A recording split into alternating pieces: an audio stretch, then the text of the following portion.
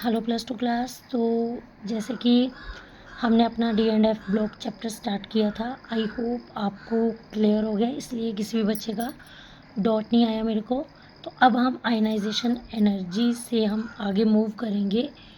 तो जो आपकी फर्स्ट ट्रांजिशन सीरीज़ होती है ना, उसमें आयनाइजेशन एनर्जी ना पहले इंक्रीज़ होती है, उसके बाद कांस्टेंट होती है और उसके बाद जो है वो डिक्रीज़ होनी चाहिए, ठीक है ना। बट लेकिन क्या होता है कि ये एंड में इंक्रीज़ होती है due to stability of fully filled configuration of copper and zinc. अब देखो, अब मैं इसका मीन समझाती हूँ। हम ये हमारी फर्स्ट ट्रांजिशन सीरीज़ है, यानी कि scandium, titanium, vanadium, chromium, manganese, iron, cobalt, निकल, कॉपर, जिंक। अब आप देख सकते हो कि जो आयनाइजेशन एनर्जी ना यहाँ से लेके यहाँ तक तो रेगुलर ट्रेंड ही फॉलो होगा, मतलब आयनाइजेशन एनर्जी बढ़ती है, क्योंकि आपको पता है पीरियड में जैसे हम मूव करते हैं तो साइज़ कम होता है और आयनाइजेशन एनर्जी बढ़ती है। वो ये तो आपको पहले से ही पता होगा, क्योंकि पीरियोडिक टेबल में जो है ये आपने +1 में पढ़ के आई हो, ठीक है। फिर भी मैं आपको बता देती हूँ कि साइज़ इन्वर्सली प्रोपोर्शनल होता है आयनाइजेशन एनर्जी के। जैसे जैसे हम लेफ़्ट टू राइट पीरियड की ओर बढ़ते हैं तो क्या होता है, साइज़ जो है न्यूक्लियर चार्ज की वजह से छोटा हो जाता है और आयनाइजेशन एनर्जी जो है वो बढ़ जाती है, ठीक है। अब आगे क्या होता है, आगे आप देख सकते हो आगे क्या हुआ, यहाँ पे आयरन, कोबाल्ट, निकल। अभी यहाँ पे क्या हुआ, यहाँ पे बेटा आयरन, कोबाल्ट, निकल जो है इनका साइज़ ना सेम होता है, इनकी आयनाइजेशन एनर्जी भी सेम होती है। क्यों? क्योंकि बेटा यहाँ पे स्क्रीनिंग इफेक्ट लगा, ठीक है। अब ये स्क्रीनिंग इफेक्ट क्या होता है, ठीक है।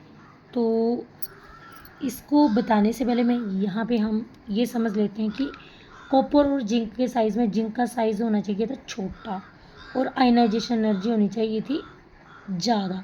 तो क्या हुआ, जिंक का साइज़ छोटा नहीं है, बड़ा है। तो ये क्या रीज़न है, क्यों बड़ा है? क्योंकि जिंक की जो कॉन्फ़िगरेशन है वो फुली फील्ड कॉन्फ़िगरेशन है। फुली फील्ड कॉन्फ़िगरेशन जो होती है वो स्टेबल कॉन्फ़िगरेशन होती है, जिसकी वजह से जिंक जो है इसका साइज़ भी बड़ा हो गया और इसकी आयनाइजेशन एनर्जी भी ज़्यादा हो गई। तो ये रीज़न है कि due to fully filled configuration zinc is more stable than copper and the ionization energy of zinc is more than copper. अब स्क्रीनिंग इफेक्ट आप समझ सकते हो, ये है न्यूक्लियस, ये है, अब देखो ये है डी। अब आपको पता है स्कैंडियम की कॉन्फ़िगरेशन क्या है, D1, टिटेनियम की D2, इसकी D3, इसकी है D5 और S1 ऐसे, है ना, और इसकी आगे D5S2, है ना। तो इस तरह से अब याद रखना कि क्रोमियम के, अब जैसे जैसे ना ये क्रोमियम तक ही हुआ, जैसे जैसे ना हम आगे को मूव कर रहे हैं, वैसे जैसे पहले D में ये 1 इलेक्ट्रॉन था ना, D में ओनली 1 इलेक्ट्रॉन था स्कैंडियम के केस में। तो आपको पता है कि SPDF में S की स्ट्रॉन्ग शील्डिंग होती है, लेकिन D की जो है वो पोर शील्डिंग होती है, जिसकी वजह से न्यूक्लियस जो है वो आउटर मोस्ट शेल को अपनी ओर अट्रैक्ट कर रहा था, जिससे एटम का साइज़ छोटा हो रहा था और आयनाइजेशन एनर्जी बढ़ रही थी। अब जैसे जैसे D के इलेक्ट्रॉन फिल होने लगे, टिटेनियम, ये वेनेडियम में 3 हो गया, क्रोमियम में 5, ये मैग्नीशियम में D5, आयरन में 6, ठीक है ना, आयरन में 6, कोबाल्ट में 7, निकल में 8, कॉपर में 9 और जिंक में 10। तो जैसे जैसे ये इलेक्ट्रॉन फिल होना स्टार्ट हो गए तो क्या हुआ, अब ये डी जो है इसने ना मतलब न्यूक्लियस को जो है वो शील्ड कर लिया है, ठीक है। अब ये न्यूक्लियस ऑटोमोस्ट इलेक्ट्रॉन को अट्रैक्ट नहीं कर पाएगा। तो जिंक में क्या हुआ, जिंक में एक तो ये भी रीज़न है कि फुली फील्ड कन्फी, अब उसी की वजह से तो हुआ, जैसे जैसे डी इलेक्ट्रॉन फिल होने लगे ना, तो वैसे वैसे डी, अब न्यूक्लियस जो ऑटोनमस शेल को अपनी ओर अट्रैक्ट नहीं कर पाएगा। अब यहाँ पे आयरन, कोबाल्ट, निकल में क्या हुआ, यहाँ अभी बेटा देखो यहाँ पे न्यूक्लियर चार्ज जो है ना मोर डोमिनेंट था स्क्रीनिंग इफेक्ट के, यहाँ पे न्यूक्लियर चार्ज वाला कंसेप्ट लगेगा, क्योंकि यहाँ पे क्या था, जैसे जैसे मतलब कि जैसे जैसे डी के इलेक्ट्रॉन इंक्रीज हो रहे थे ना, वैसे वैसे न्यूक्लियस जो है वो मोर पावरफुल हो रहा था, न्यूक्लियर चार्ज बढ़ रहा था, जिसकी वजह से इसने ऑटोमोस्ट शेल के इलेक्ट्रॉन को जिसकी वजह से ये ऑटोमोस्ट शेल को इलेक्ट्रॉन को अट्रैक्ट कर रहा था और साइज़ कम हो रहा था। अब आगे क्या हुआ, अब स्क्रीनिंग इफेक्ट, आगे जो है स्क्रीनिंग इफेक्ट जो है वो मोर डोमिनेंट हो गया न्यूक्लियर चार्ज की। वो क्यों डोमिनेंट हो गया, क्योंकि अब डी के इलेक्ट्रॉन जो है 5 से आगे 6, मतलब ये देखो डी के इलेक्ट्रॉन जो है पूरी तरह फिल हो गए। अब इन्होंने न्यूक्लियस को शील्ड कर लिया। अब ना डी जो है न्यूक्लियस जो है वो ऑटोमोस्ट इलेक्ट्रॉन को अट्रैक्ट नहीं कर पाएगा, जिसके कारण आयरन कोबाल्ट निकल जो है सेम साइज, क्योंकि यहाँ पे साइज सेम हो गया, कांस्टेंट हो गया। अब कॉपर जिंक में क्या हुआ, कॉपर जिंक में आपको पता है जिंक की फुली फील्ड कन्फिग्रेशन है, जिसके कारण जिंक स्टेबल हो गया, इसका साइज बढ़ गया और इसकी आयनाइजेशन एनर्जी भी बढ़ गई। अब नेक्स्ट है melting point and boiling point, ठीक है ना। तो आपको पता है कि डी ब्लॉक का मेल्टिंग पॉइंट जो है वो ग्रेटर होता है एस ब्लॉक से। क्यों? एक तो आपको पता है डी ब्लॉक के जितने भी एलिमेंट है वो है मेटल, और मेटल में क्या होती है, मेटलिक बॉन्डिंग। लेकिन इसके अलावा ना मेटल में एक एक्स्ट्रा बॉन्डिंग और भी होती है, और उस एक्स्ट्रा बॉन्डिंग का नाम है एक्स्ट्रा कोवलेंट बॉन्डिंग। अब ये कोवलेंट बॉन्ड कैसे आता है, तो आप देख सकते हो यहाँ पे 3D1 3D2 3D3, जब आप इसको ऑर्बिटल में भरोगे ना, आपको पता है डी ब्लॉक में कितने ऑर्बिटल होते हैं, 1 2 3 4 5, ठीक है। अब 3D1 था, ये 3D2 3D3 3D4 3D5 5 तक देखो आप। तो जब 3D1 था तो मतलब अनपेयर्ड इलेक्ट्रॉन है ना, तो यहाँ पे कोवलेंट बॉन्डिंग इसलिए होती है, एक्स्ट्रा कोवलेंट बॉन्डिंग इसलिए होती है, ये ट्रांजिशन, ये जो डी ब्लॉक के एलिमेंट्स हैं, क्योंकि यहाँ पे कोवलेंट बॉन्डिंग होती है due to presence of unpaired electron. First reason ये है। और इसमें जो है, अब देखा जब आपने D1 भरा तो ये 1 था और बाकी खाली ऑर्बिटल थे। एक तो अनपेयर्ड इलेक्ट्रॉन होते हैं और दूसरा जो है वो एम्प्टी ऑर्बिटल होते हैं और हाफ फील्ड ऑर्बिटल होते हैं, ये है ना हाफ फील्ड ऑर्बिटल। तो ये ट्रेंड जो है सिर्फ D5 तक ही अप्लाई होता है, D5 तक है, ठीक है। अब आगे क्या होगा, आगे क्या होगा, आगे जो है,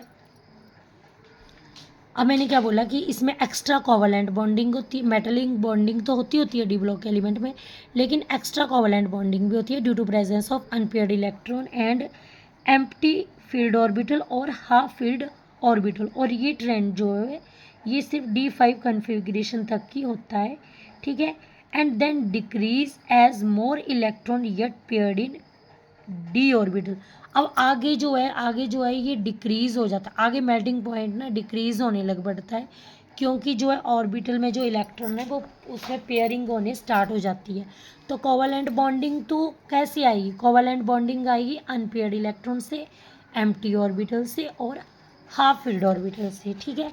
अब जब देखो एक तो अब इनमें एक तो मेटलिक बॉन्डिंग होगी, दूसरा कोवलेंट बॉन्डिंग भी हो जाएगी, जिसकी वजह से ना अब जो है इलेक्ट्रॉन निकालने की बड़ा टफ हो जाएगा, उसको बड़ी ज़्यादा एनर्जी देनी पड़ेगी तब जाके इलेक्ट्रॉन निकलेगा।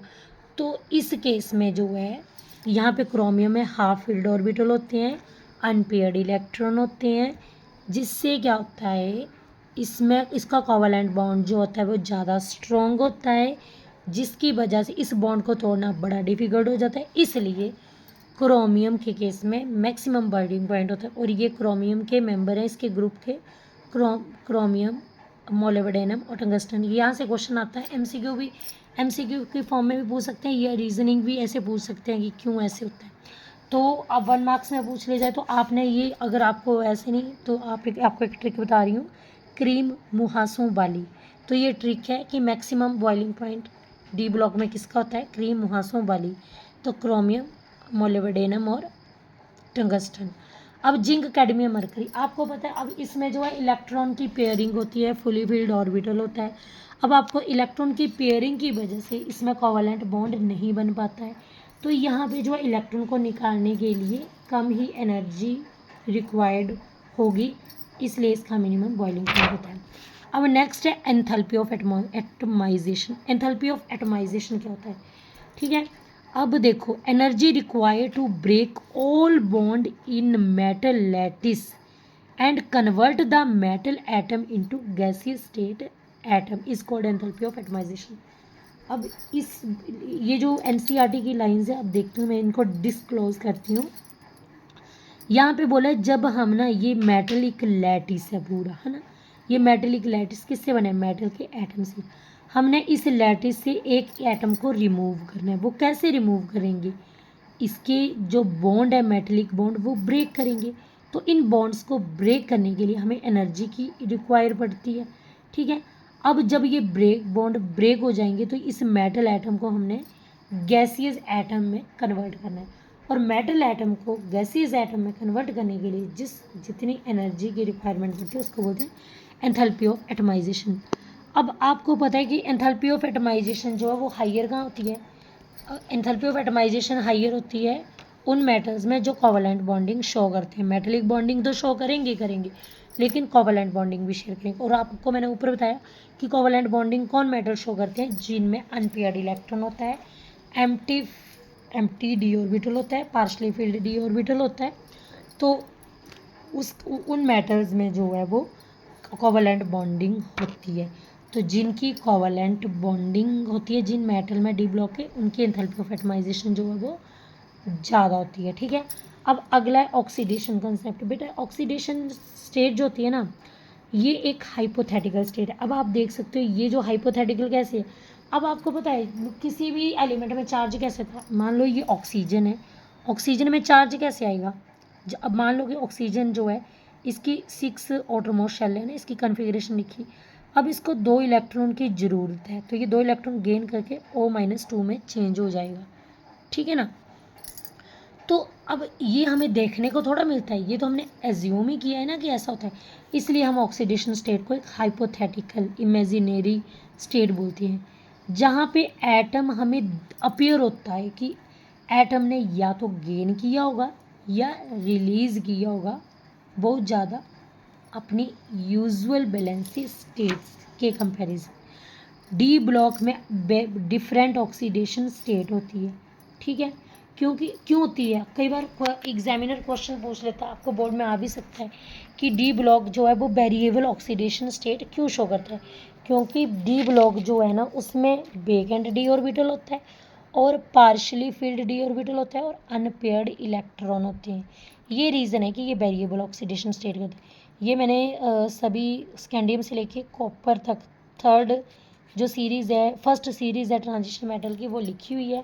और यहाँ पे मैंने कन्फिग्रेशन आपको बताई थी ना। अगर अब ये थर्ड पीरियड का, ये 4 पीरियड का मेंबर है, याद रखना। अगर पीरियड 4th पीरियड का मेंबर है ना तो इलेक्ट्रॉन 3D में भरने। 5 पीरियड का मेंबर है तो इलेक्ट्रॉन 5 सॉरी ये बेटा ये सभी 4 पीरियड के। 4 पीरियड में हम इलेक्ट्रॉन 3D में भरते हैं, है ना। तो देखो 3D अब यहाँ से स्टार्ट हो जाए 3D1 4s2 3D2 4s2। ये मैंने कन्फिग्रेशन लिखना आपको बताया हुआ है फर्स्ट वीडियो में।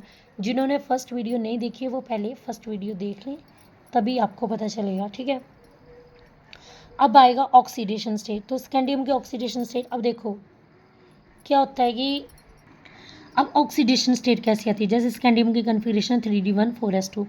तो अब यहाँ से हम ना डी से एक इलेक्ट्रॉन निकाल लेंगे। हमने क्या करेंगे, अब यहाँ से 4s से एक इलेक्ट्रॉन निकालेंगे, एक इसका तो 1 1 2 हो गया।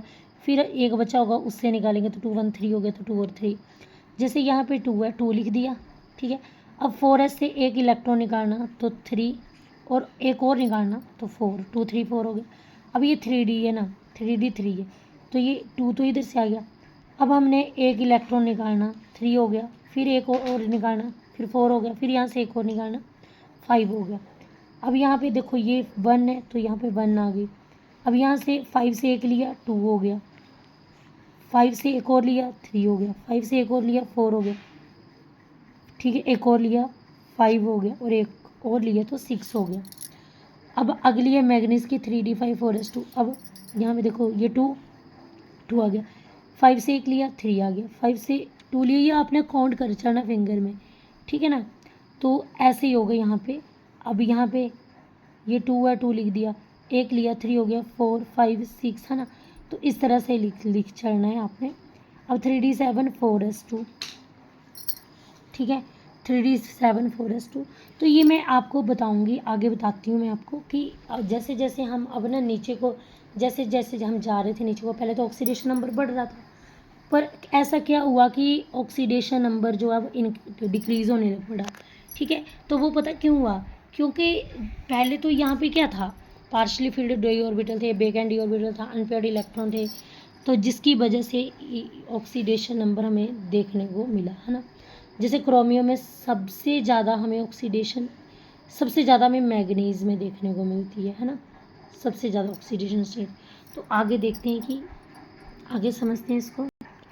हाँ जी, तो मैं दोबारा रिपीट करूँगी। मैंने बोला कि मोर स्टेबल ऑक्सीडेशन स्टेट, तो मोर स्टेबल ऑक्सीडेशन स्टेट किसकी होती है बेटा? देखो 3D जो है ना वो कम ऑक्सीडेशन स्टेट पे स्टेबल होता है, 4D जो है उससे ज़्यादा ऑक्सीडेशन स्टेट पे स्टेबल होता है, और 5D जो सीरीज़ है ना वो सबसे ज़्यादा ऑक्सीडेशन स्टेट पे स्टेबल होती है। आई थिंक आपको ना 3D 4D 5D समझनी है। आपने एक पढ़ा था ना, मैंने ट्रिक बताया था, ये 3D सीरीज़ का एलिमेंट है, ये 4D सीरीज़ का एलिमेंट है, और ये जो है 5D सीरीज़ का एलिमेंट है।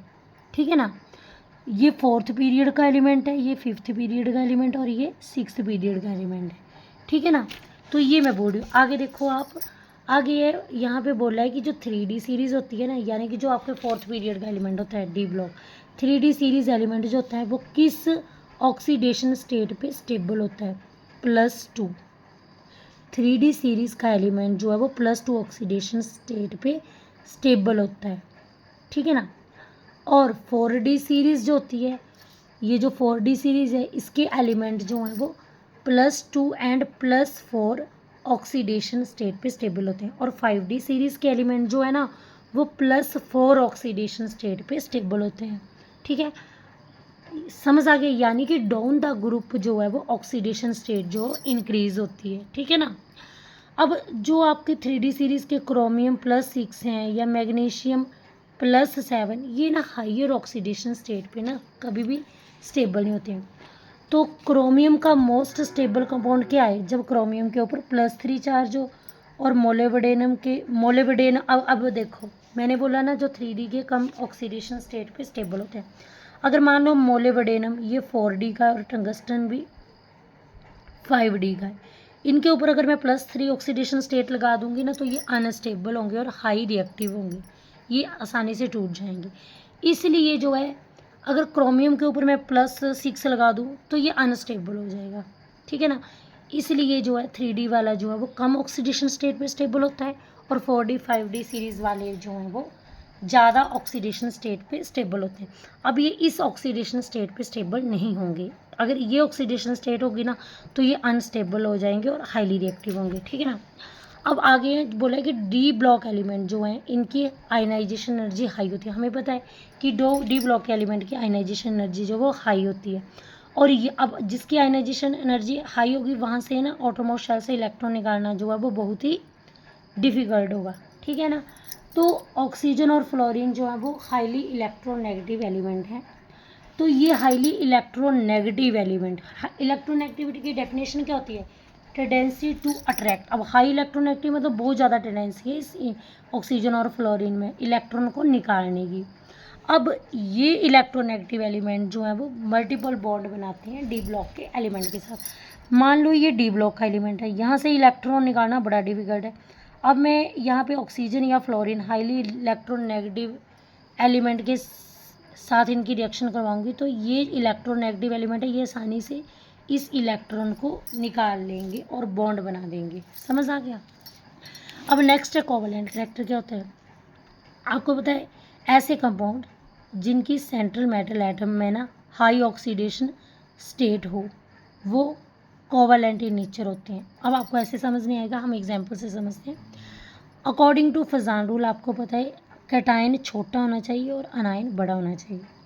पहले आप समझ लो जो एटम का साइज़ होता है ना वो इन्वर्सली प्रोपोर्शनल होता है मैग्नीट्यूड ऑफ, कैटायन का साइज़ होता है इन्वर्सली प्रोपोर्शनल होता है मैग्नीट्यूड ऑफ चार्ज के। मान लो यहाँ पे ना यहाँ जैसे ये +2 है, +4 +7 है, मैग्नीज जो है ये +7 है, तो यहाँ पे क्या है चार्ज का मैग्नीट्यूड ज़्यादा है।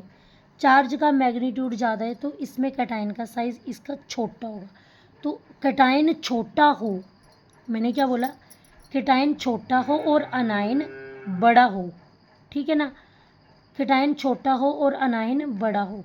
तो यहाँ पे देखो ये कैटायन छोटा है और अनायन जो है वो बड़ा है।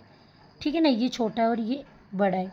तो ये ऑक्सीजन यहाँ पे ये ऑक्सीजन जो है highly electronegative element D block element के साथ लगा हुआ है, तो ये हाईली इलेक्ट्रोनेगेटिव है। डी ब्लॉक के इलेक्ट्रॉन निकालना बड़ा ही डिफिकल्ट होता है, लेकिन ये क्या करेगा हाईली इलेक्ट्रोनेगेटिव, यहाँ से इलेक्ट्रॉन जो है वो क्या करेगा ये ईजिली निकाल लेगा, ठीक है ना।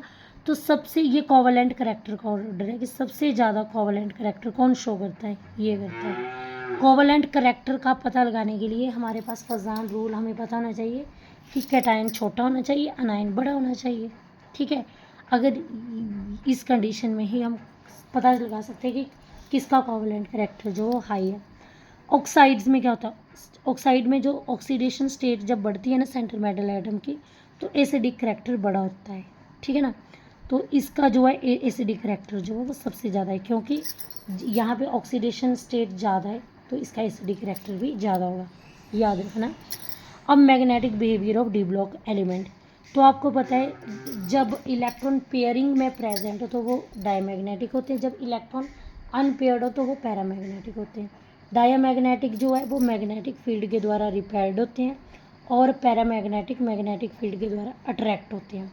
अब आपको पता है मैग्नीज जो है उसकी कन्फिग्रेशन क्या है, D5 है। तो इसमें कितने अनपेयर्ड इलेक्ट्रॉन होते हैं, 5 अनपेयर्ड इलेक्ट्रॉन होते हैं। तो ये क्या है, पैरामैग्नेटिक है, ठीक है ना। तो इसलिए अगर पैरामैग्नेटिक हो, कोई भी एलिमेंट पैरामैग्नेटिक करैक्टर शो कर रहा है, किसके कारण, क्योंकि उसमें मैक्सिमम अनपेयर्ड इलेक्ट्रॉन होने चाहिए, तभी वो कलर शो करता है। अब जैसे कि मैग्नीज का आपको कन्फिग्रेशन पता है 3D5 4s2 है, ठीक है ना। तो यहाँ पे अब ये जो है पैरामैग्नेटिक करैक्टर शो नहीं करेगा, क्योंकि यहाँ पे तो 4s2 है ना। तो इसके लिए हमने क्या करना है, क्योंकि कलर अच्छे से वही शो करेगा जिसके मैक्सिमम अनपेयर्ड इलेक्ट्रॉन होंगे, तो हमने इन 2 इलेक्ट्रॉन को लॉस कर देना है। तो क्या होगा, हमने 2 इलेक्ट्रॉन मैग्नीज से निकाले तो मैग्नीज के ऊपर +2 चार्ज आ गया, जिसके कारण इसकी कन्फिग्रेशन D5 बन गई। अब इसमें अनपेयर्ड इलेक्ट्रॉन कितने, 5 है, तो ये 5 अनपेयर्ड इलेक्ट्रॉन ये पैरामैग्नेटिक करैक्टर शो करते हैं, जिसके कारण ये कलर दे। अब मान लो कि अनपेयर्ड इलेक्ट्रॉन नहीं है ना, पर ऐसे एलिमेंट जिनमें अनपेयर्ड इलेक्ट्रॉन प्रेजेंट नहीं है पर फिर भी वो कलर शो करते हैं, किस कारण, due to DD transition and charge transfer spectra. अब ये DD ट्रांजिशन क्या है, DD ट्रांजिशन के लिए आपके पास कम से कम एक वेकेंट ऑर्बिटल होना चाहिए और एक अनपेयर्ड इलेक्ट्रॉन होना चाहिए, ठीक है। अब हमने कोऑर्डिनेशन कंपाउंड में पढ़ा था, ये जो ऑक्टाहेड्रल कॉम्प्लेक्स में क्या होता है, ये D ब्लॉक जो है वो EG एंड T2G में टूटता है। अब जैसे ही यहाँ एक, अब मैंने बोला कि DD ट्रांजिशन के लिए कम से कम एक अनपेयर्ड इलेक्ट्रॉन होना चाहिए। अब यहाँ से वो एनर्जी जो है इस अनपेयर्ड इलेक्ट्रॉन पे फॉल हुई, जैसे इस अनपेयर्ड इलेक्ट्रॉन को एनर्जी मिली, ये एक्साइट होके यहाँ पे चला गया EG के पास। अब यहाँ पे ये बड़ी देर नहीं रहेगा, ठीक है ना, यहाँ पे ये 10⁻⁻8 सेकेंड रहेगा और वापस अपने घर में आ जाएगा। जब ये वापस आएगा तो ये एनर्जी रिलीज़ करेगा, ये एनर्जी जो है corresponding wave length of light की एनर्जी ये रिलीज़ करेगा, ठीक है ना। तो DD ट्रांजिशन D1 से लेके D9 इलेक्ट्रॉनिक कन्फिग्रेशन हो तभी DD ट्रांजिशन होती है। D0 और D10 में जो है D1 D2 D3 D4 D5 से 9 तक जो है DD ट्रांजिशन होती है, क्योंकि हमें ज़्यादा नहीं, हमें सिर्फ एक अनपेयर्ड इलेक्ट्रॉन चाहिए होता है DD ट्रांजिशन करने के लिए। अब आपको पता है कि जब इलेक्ट्रॉन इसको एनर्जी मिलेगी, अनपेयर्ड इलेक्ट्रॉन एक्साइट होगा, ये जाएगा EG के पास और यहाँ से जब वो वापस आएगा तो एनर्जी रिलीज़ होगी और ये कंपाउंड कलर शो करेगा, ठीक है। D0 और D10 जो है इनमें DD ट्रांजिशन नहीं होते, इनमें चार्ज ट्रांसफ़र के कारण जो है वो कलर आता है। अब क्योंकि यहाँ पे क्यों नहीं DD ट्रांजिशन होगी, क्योंकि यहाँ पे अनपेयर्ड इलेक्ट्रॉन अब्सेंट है, इसलिए ये कलर शो नहीं करते हैं। क्लियर हो गया। अब जैसे देखो अगर आपको ये कंपाउंड आ गया तो इसकी ऑक्सीडेशन स्टेट है +7 है ना, तो ये पहले मैग्नीज की हमने इलेक्ट्रॉनिक कन्फिग्रेशन लिख दी 3D5 4s2। अब +7 है तो 7 यहाँ से लॉस हो गए तो बचा क्या, D0, तो ये कंपाउंड कलर नहीं शो करेगा। अब जैसे क्रोमियम, ये कंपाउंड है, ये +6 है, तो पहले हमने कन्फिग्रेशन लिख दी इसकी, ये क्रोमियम की, हाँ क्रोमियम की आपको पता 24, तो 3D5 4s1 है ना, 3D5 4s1, यहाँ पे +6 है, 6 हमने लूज़ कर दिया, D0 आ गया। यहाँ से भी ऐसे, यहाँ पे भी D0 कन्फिग्रेशन बन रही है। तो यहाँ पे क्या होगा कि यहाँ पे ना कलर कैसे आएगा, यहाँ पे चार्ज ट्रांसफ़र होगा किसके किसके बीच में, ऑक्साइड के बीच में और सेंट्रल मेटल एटम के बीच में। आइए देखते हैं कैसे।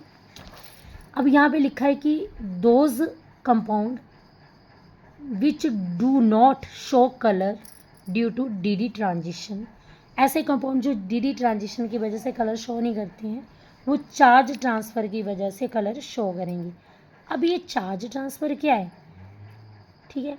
अब इस केस में यहाँ पे देख सकते हो KMnO4 मैग्नीज की +7 ऑक्सीडेशन स्टेट है, तो यहाँ पे मैग्नीज के पास अनपेयर्ड इलेक्ट्रॉन नहीं है क्योंकि यहाँ पे कन्फिग्रेशन क्या है, डी क्या है, कन्फिग्रेशन क्या है, 0 है ना।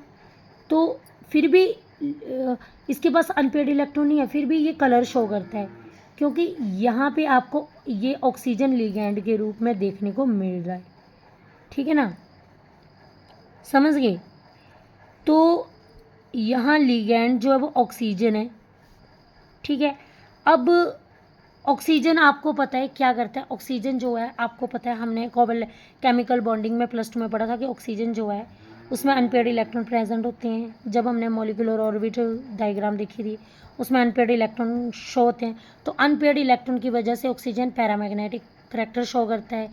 अब मैग्नीज का जो डी ऑर्बिटल है, मैग्नीज का ये डी ऑर्बिटल जो है ये खाली है क्योंकि Mn+7 में जो है ना वो डी की कन्फिग्रेशन 0 है, तो ये खाली है पूरा ऑर्बिटल, वेकेंट ऑर्बिटल है ना। ऑक्सीजन के पास अनपेयर्ड इलेक्ट्रॉन है, तो ऑक्सीजन ना अपने अनपेयर्ड इलेक्ट्रॉन जो है वो ट्रांसफ़र करेगा किसको, मैग्नीज के वैकेंट डी ऑर्बिटल में। अब आपको पता है जब चार्ज ट्रांसफ़र होता है तो क्या होता है, कलर शो होगा, ठीक है ना, समझ आ गया ना, ठीक है।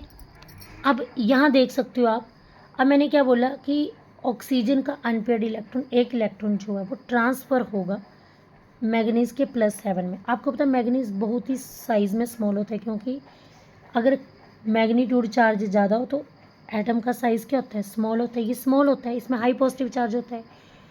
तो ये हाई पॉजिटिव किसको अट्रैक्ट करेगा, ऑक्सीजन के नेगेटिव को, पॉजिटिव तो नेगेटिव को अट्रैक्ट करता है ना, ठीक है।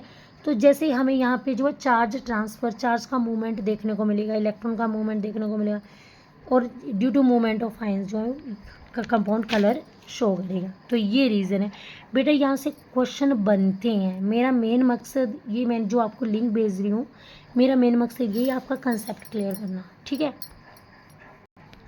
अब यहाँ पे देखोगे, यहाँ पे भी वही है, यहाँ पे आयरन की, यहाँ पे आयरन जो है इसके भी मतलब 0 अनपेयर्ड इलेक्ट्रॉन है, तो यहाँ पे भी लिगैंड जो है वो इलेक्ट्रॉन देगा सेंट्रल मेटल एटम को, जिसकी वजह से ये कलर शो करेगा, ठीक है। अब नेक्स्ट है कैटालिटिक प्रॉपर्टी।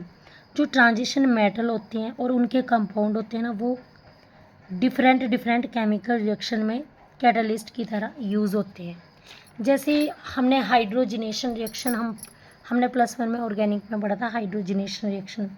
तो हाइड्रोजिनेशन रिएक्शन में हमने देखा था कि अल्कीन जो है उसको अल्केन में कौन कन्वर्ट करता है, तो डी ब्लॉक में एक एलिमेंट होता है प्लेटिनम, जो कि एक कैटालिस्ट के रूप में जो यूज़ होता है। तो ये प्लेटिनम कैटालिस्ट जो है वो अल्कीन को अल्केन में जब चेंज करता है तो उसको बोलते हैं हाइड्रोजिनेशन, हेबर प्रोसेस, जिसमें नाइट्रोजन हाइड्रोजन जो है वो अमोनिया बनाते हैं। लेकिन ये किस कैटालिस्ट की प्रेजेंस में बनता है, तो आयरन, ये डी ब्लॉक का एलिमेंट है, और वेनेडियम, ये जो हैं इन कैटालिस्ट की हेल्प से हमें अमोनिया की प्रोडक्शन जो है वो जल्दी मिल जाती है और हाई अमाउंट में। अब आगे लिंडलर कैटालिस्ट। लिंडलर कैटालिस्ट क्या करता है, लिंडलर कैटालिस्ट जो है वो अल्काइन को अल्कीन में चेंज करता है। तो ये इसका मकसद क्या है मेरा बताने का, क्योंकि लिंडलर कैटालिस्ट जो होते हैं ना, इसमें पैल्डियम, ये ऐसे, ये होता है लिंडलर कैटालिस्ट, हाइड्रोजन पैल्डियम और कैल्शियम कार्बोनेट। तो लिंडलर कैटालिस्ट जो है वो अल्काइन को अल्कीन में चेंज करता है। तो इन कैटालिस्ट का देखो कितना यूज़ है in different type of reaction में। तो कैटालिटिक जो ट्रांजिशन मेटल हैं और इनके कंपाउंड है, ये कैटालिस्ट के रूप में यूज़ होते हैं डिफरेंट केमिकल रिएक्शन को करवाने के लिए। अब डी ब्लॉक एलिमेंट हमेशा लैटिस की फॉर्म में ही एग्जिस्ट करता है। अब लैटिस आपको पता है ना, ऐसे ये डी ब्लॉक एलिमेंट लैटिस की फॉर्म में एग्जिस्ट करता है। अब इस लैटिस में आपको बहुत ज़्यादा स्पेस देखने को मिलता है। अब ये जो एम्प्टी स्पेस होता है इसको बोलते हैं वॉइड्स, ठीक है ना। तो बेटा इस वॉइड में वही एलिमेंट स्टिक करेंगे जिनका साइज वॉइड से कम होगा, क्लियर। अब आगे फॉर्मेशन ऑफ इंटरस्टिशियल कंपाउंड। अब ये क्या है, ट्रांजिशन मेटल जो है इंटरस्टिशियल कंपाउंड बनाता है of non stoichiometric coefficient with carbon, nitrogen, hydrogen.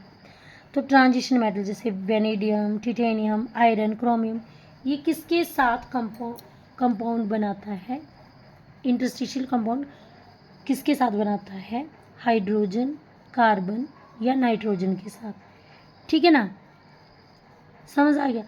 क्योंकि इनका मेल्टिंग पॉइंट जो है वो हाई होता है और एक्सट्रीमली, और ये जो जब देखो वेनेडियम हाइड्रोजन से रिएक्ट किया, वेनेडियम हाइड्राइड, ये टिटेनियम हाइड्रोजन से रिएक्ट किया, टिटेनियम हाइड्राइड, तो इस केस में क्या हुआ, अब ये जो है हार्ड बन गया बहुत ज़्यादा और इनका मेल्टिंग पॉइंट भी बहुत ज़्यादा हार्ड हो गया।